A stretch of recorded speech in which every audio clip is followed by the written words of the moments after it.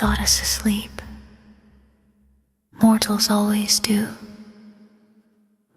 They gathered at the edge of the forest just before dusk, when courage feels real because the sun is still watching.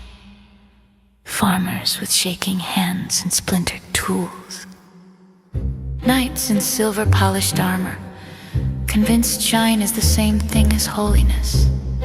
Torches bloomed like stupid little suns, bright and loud and fragile.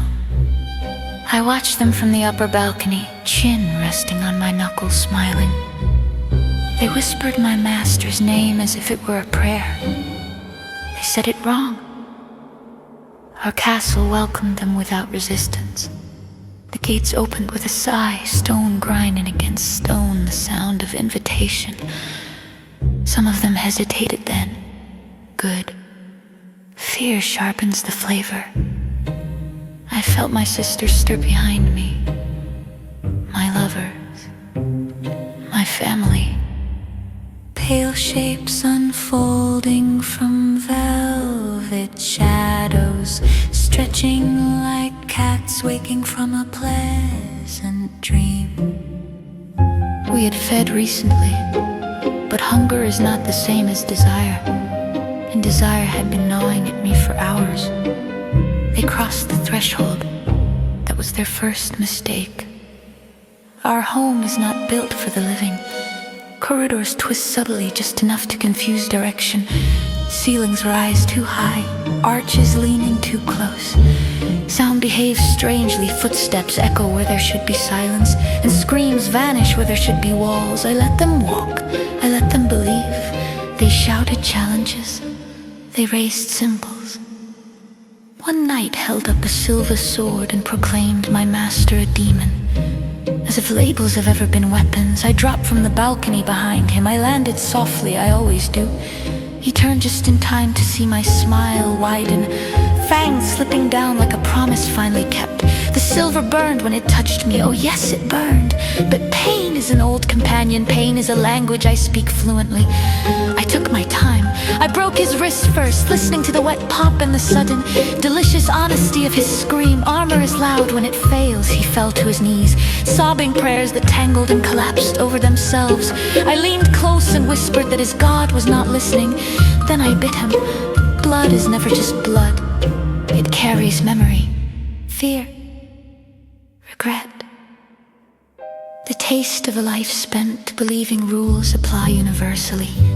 I drank slowly, savoring the way his heartbeat stuttered and faded.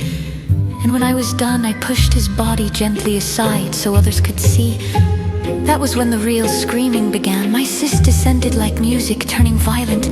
Torches went out one by one, crushed under boots or dropped by hands, suddenly too busy trying to hold their own insides. And a farmer ran past me, clutching his stomach, intestines spilling through his fingers like dropped rope. He slipped on them and cracked his skull on the marble floor. I laughed.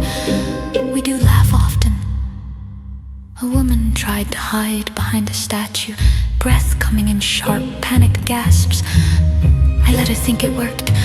I let her listen to the slaughter for a full minute before I reached around the stone and pulled her backward by the hair. Her nails tore useless lines down my arm as I opened her throat. Warmth soaked my chest. She died gargling my name, though she had never been introduced. Silver blades cut. They always do. One caught my sister across the ribs, flesh hissing, smoke curling from the wound. She smiled anyway and tore the knight's jaw clean off his face. He lived long enough to understand what had happened. Arrogance is a virtue when you are immortal. By the time they reached the inner hall, there were only a few left. The floor was slick, red reflecting the chandeliers above, turning light into something obscene. Bodies lay folded at impossible angles, expressions frozen between disbelief and understanding. My master stood at the far end of the hall, calm, immaculate, watched him. They never reached him. I intercepted the last night myself. I pinned him to the wall with one hand, fingers sinking into his chest. Feeling ribs crack and organs give way. His sword clattered uselessly to the floor. You came, I told him softly, inches from his face. You brought gifts, how kind. I tore tore his heart out slowly enough that he felt it leave. When it was over, we fed again, not because we needed to, but because they'd offered themselves so generously.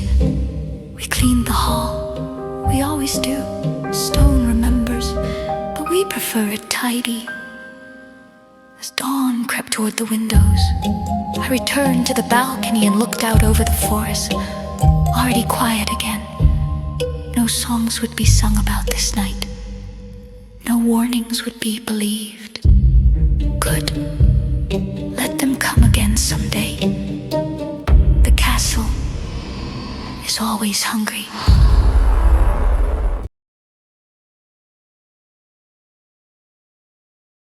I just want to take a moment to thank all my patrons. You all mean the world to me.